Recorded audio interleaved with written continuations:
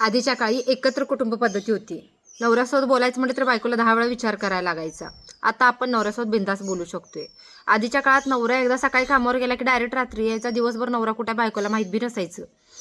आता जरा बाहेर पडला की कुठे आहे हो तुम्ही, पोहोचला काय, फोन का उचलला नाही. आधीच्या काळात बायका आजारी पडायच्या, बऱ्या पण व्हायच्या, नवऱ्याला माहीत बी नसायचं. आता जरा बायको आजारी पडला की नवरा दवाखान्यात नेतोय, आणतोय घरला सोडून.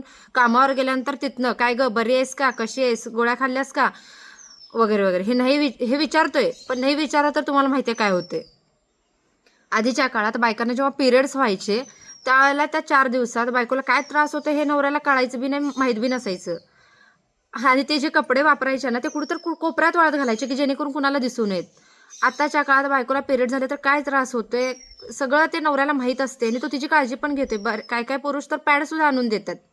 डिलिव्हरीमध्ये सुद्धा आधीच्या काळी डिलिव्हरी झाले तर ते नवरे म्हणणारे त्या पोराचं तोंड बघायला 8-8 दिवस जायचे नाहीत. आता बायको प्रेग्नंट असल्यापासून डिलिव्हरी होईपर्यंत नवरा तिच्या सोबत असते आणि काळजी घेत असतोय.